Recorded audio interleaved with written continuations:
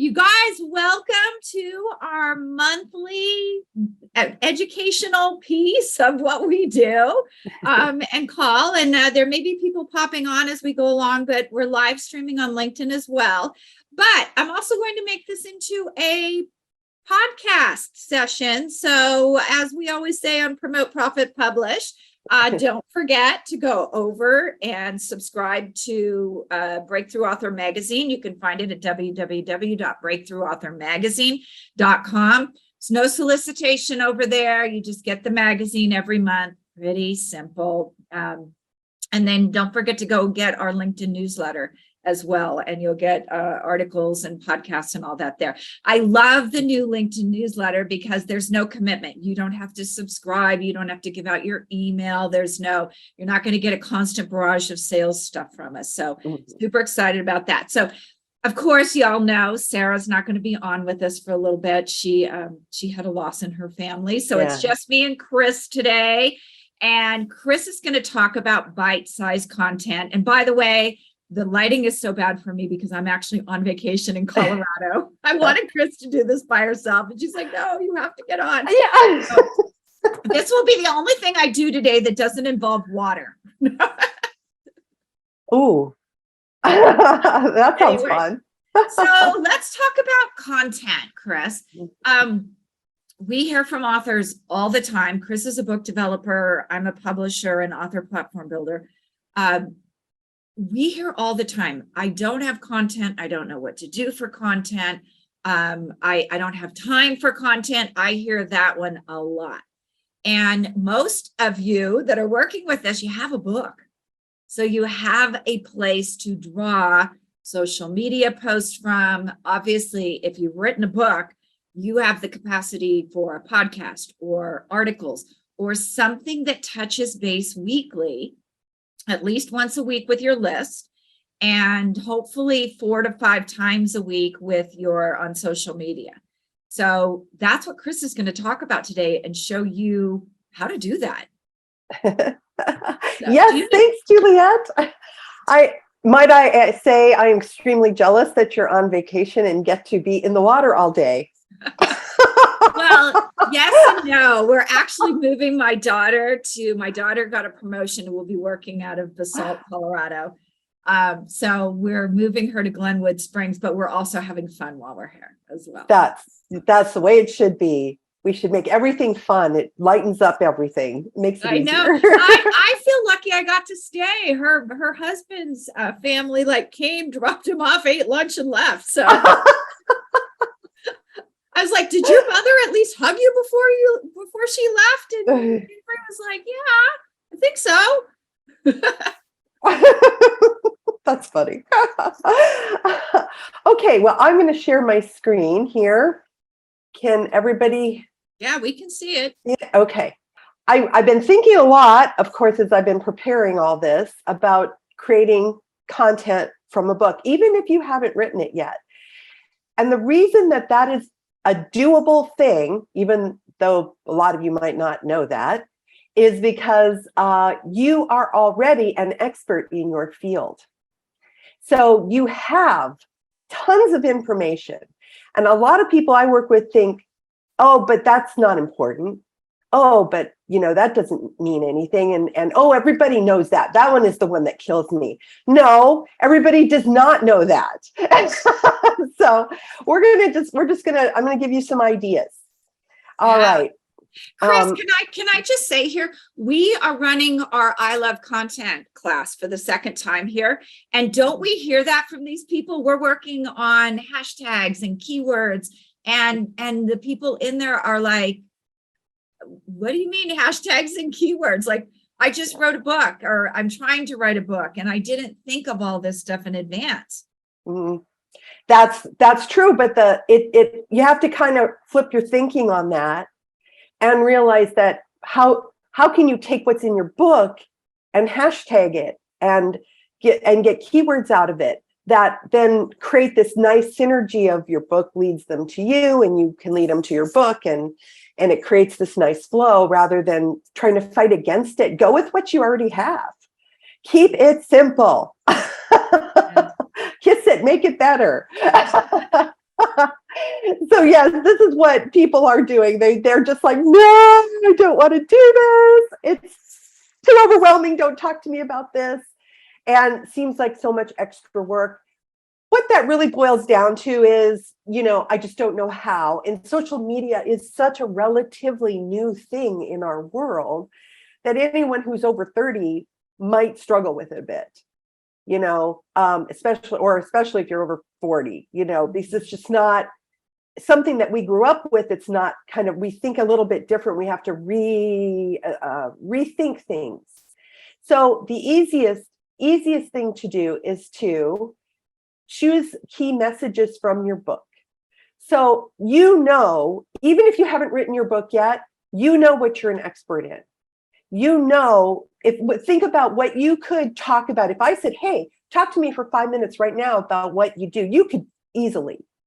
Oh, well, I'm a publisher and I work with, I can tell Juliet what she would say generally because I know her well, but I work with authors who are building their businesses and help them, use their book to build their businesses and so on and so on. And she has tons of information, but you can't just bombard people with everything because then they're like, their eyes glaze over and their eyes start to spin and they back away and they're like, oh yeah, it's nice meeting you.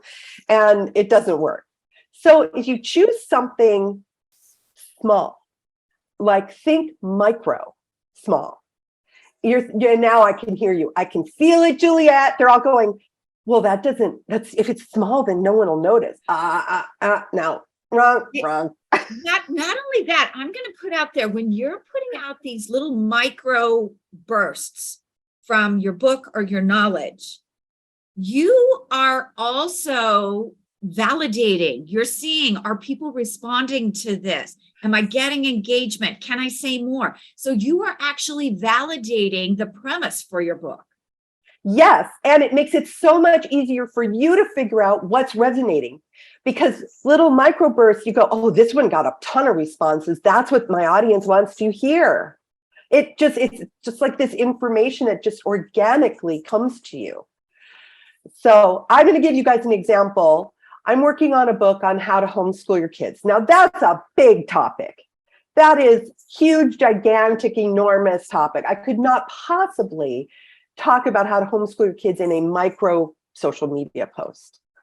But I could pick one little tiny thing.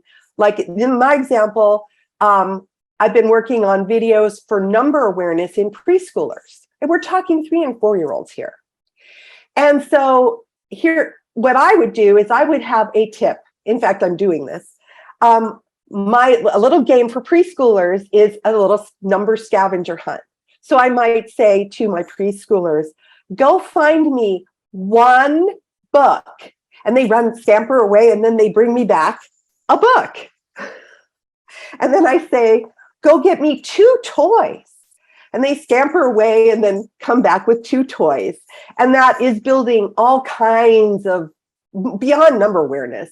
But it's a tiny little fun thing that I could tell parents for my call to action, hey, play this game right now with your kids and see what happens. And then you can ask for them to give you feedback. How did it work? Did your kids like it? Did they have fun? How did they expand from that? And this creates this huge engagement. And yes, it's it's parents of preschoolers. It's not parents of teenagers, but they're not going to scamper around the house counting toys. But 3-year-olds will. So. Exactly. But you know what's really great about this too, and you just brought up another area to incorporate, is we always talk about providing value.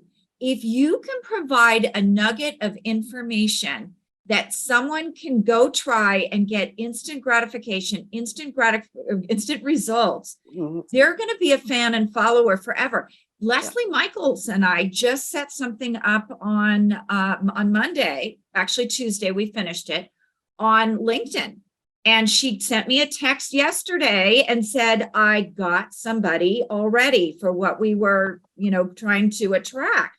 So if you can give somebody that piece. And you should never worry about your giving too much, because 95% of the people out there won't do it, whatever you give to them. But that 5% that will, if they get instant results and they see improvement, they're going to be fans and follow. Exactly. And they're going to be waiting for you to give them the next little tip or strategy. So yes. So so then you think, okay, so I have this little tiny number scavenger hunt. How many ways could I send out that message? The same message, the same exact message. I don't have to recreate it every single time. So where can I post on social media? I just started brainstorming different things. Jumping ahead a little, you could do a 30-second TikTok reel. You can make a 2-minute Instagram video and a 5-minute YouTube video on the same thing. You just expand it out a little bit and create more engagement with it. You can write a blog on your website about this little tip for preschoolers, in my case, or whatever your field is. You can go to events. You can guest on podcasts. You can speak to small groups. In my case, I speak at libraries because that's where the parents are of the kids in my business. So, there's so many different things. You can just, how you think. I want you to start thinking, how many places can I talk about this one thing? How many little things could I do? And then pick the ones that feel good to you. If you're just like, I hate writing blog posts, then don't do that. Do the video and then post it all over social media. It will get you out there in a very nice, organic way. So now, like I said, you're connecting with them in an authentic way. You've given them valuable information in a tiny little bite-sized piece. That bite-sized is less about you and more about them, because bite-sized means it's digestible. It means they can consume it in a way that gives them empowerment, gives them transformation, but does not overwhelm them. If you overwhelm your audience, you will lose them. Don't do that. I'm going to say that's so true. You and I have been giving talks to a book developer that we know very well, who's a part of our magazine. And when I go through what it takes to build an author platform, they are all just sitting there, and most of them have written their books, and they're like, oh my God, I should have been doing this. And they tell me things like, that's an awful lot of work. I don't know if I can do that. Yeah. And it's a wow. Yeah. Exactly. So that's another piece of this, is that this is not an instant one-time thing. This is something you build and then you get consistent with it. Mm-hmm. And so you have to make it manageable for yourself and digestible for your audience. But that actually simplifies it. So then you can repurpose your message.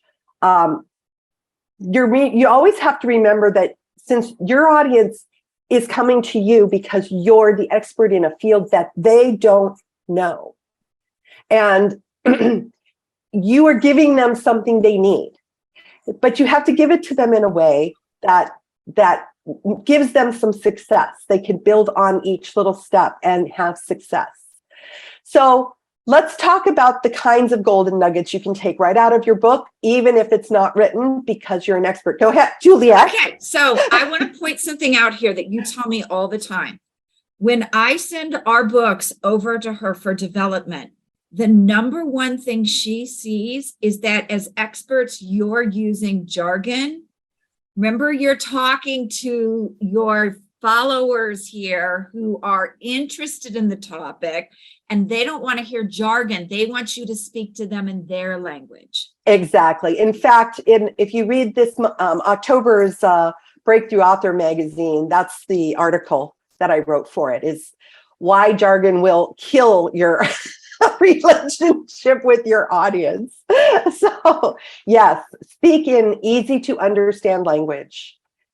I mean, think about it. When you were in school, say you were in algebra class, who were the best math teachers? Were they the ones who were like, oh, blah, blah, blah, blah, blah, blah, blah, blah, blah? Or were they the ones that were like, okay, now, first you do this, then you move to this step, practice this now, and then made it so that every little step you could understand, and then you go, oh, I get it, and now you can do it again and again on each problem.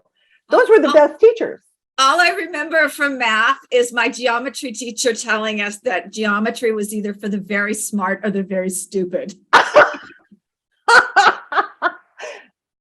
I think that might be true. I think it might be too. And I was like, I wasn't in either of those categories. So wasn't my best class. That's funny. Okay.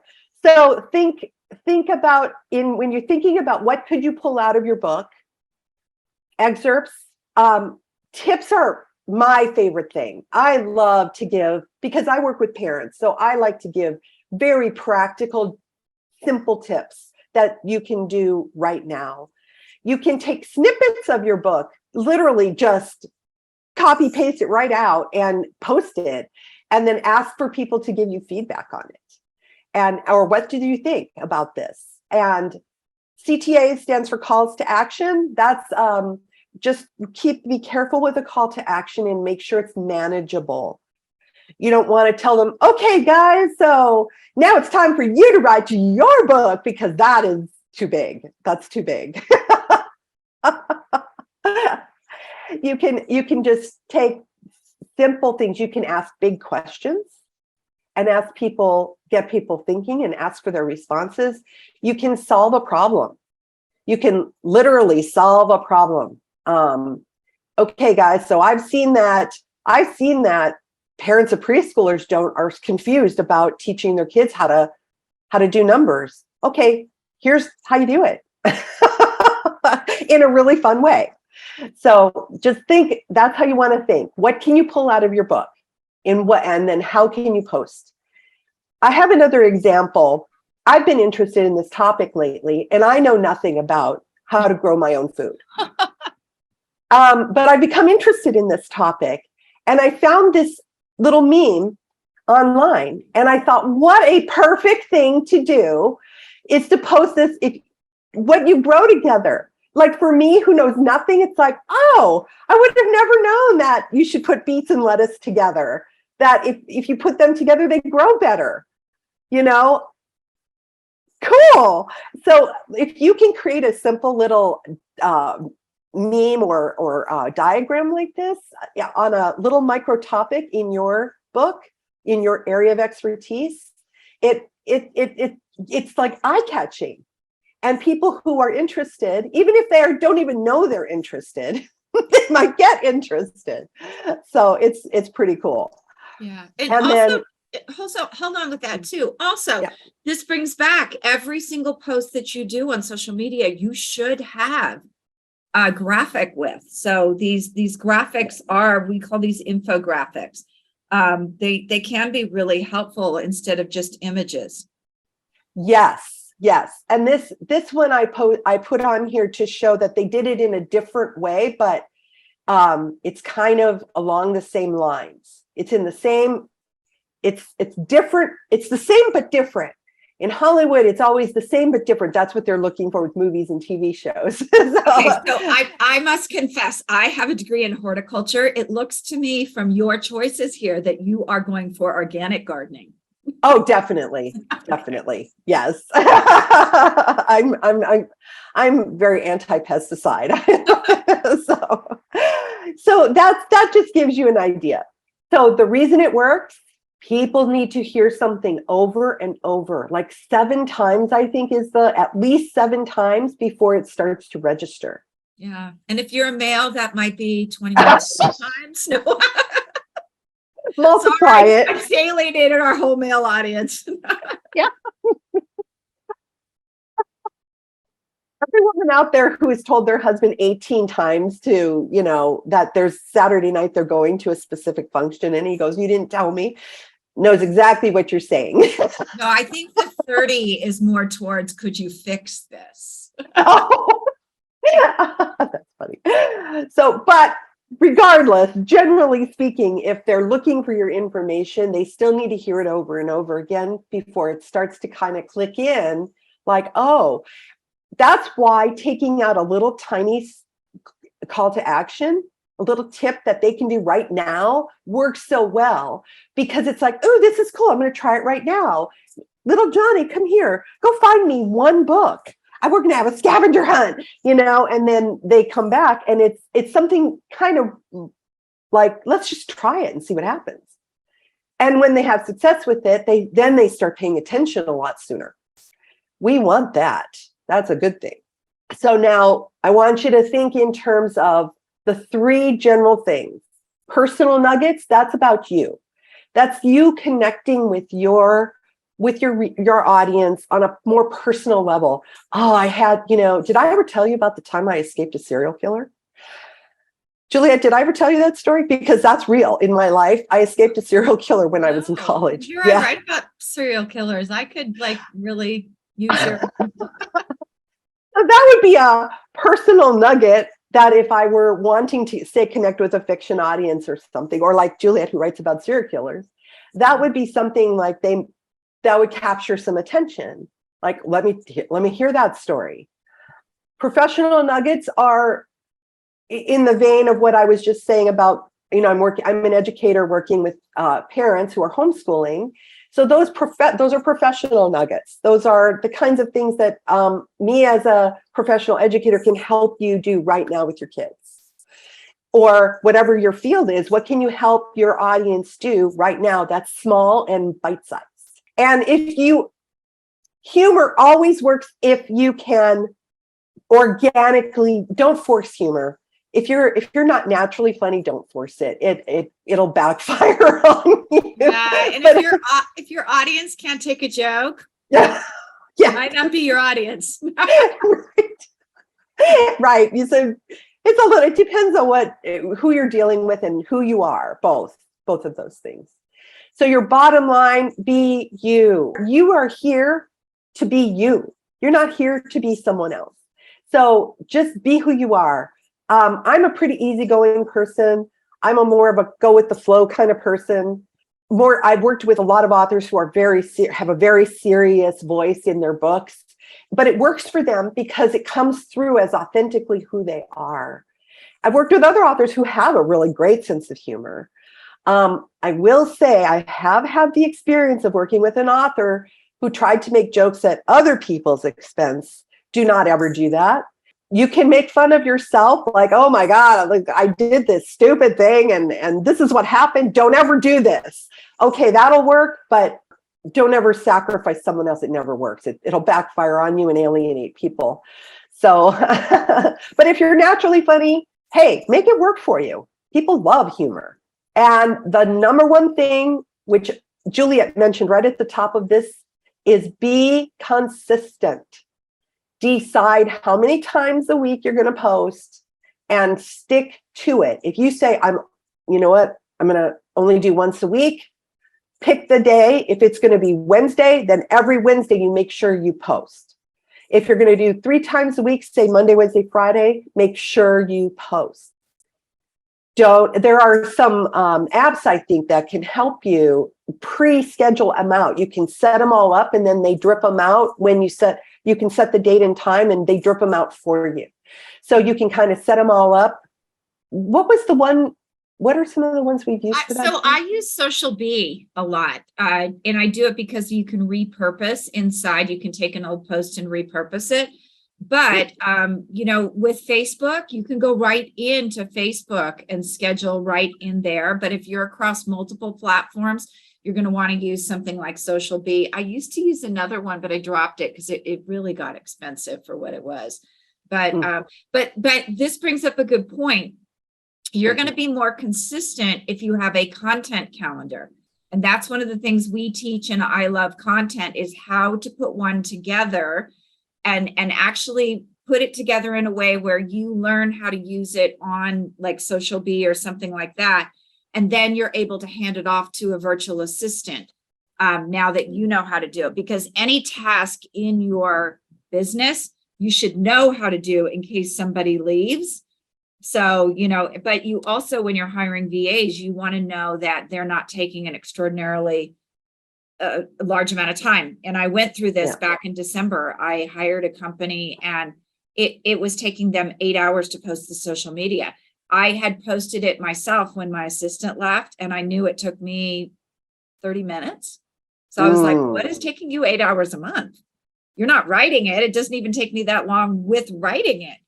So that's how you get that consistency, is putting together a content calendar and then having that. Like mine is always 2 months ahead.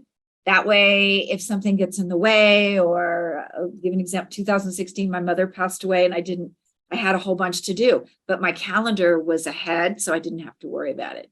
It just automatically went out the door. That will simplify and make it less overwhelming for you because you're prepped. And when you're prepped, you can relax. It makes a huge difference. So that's essentially our bite-sized content.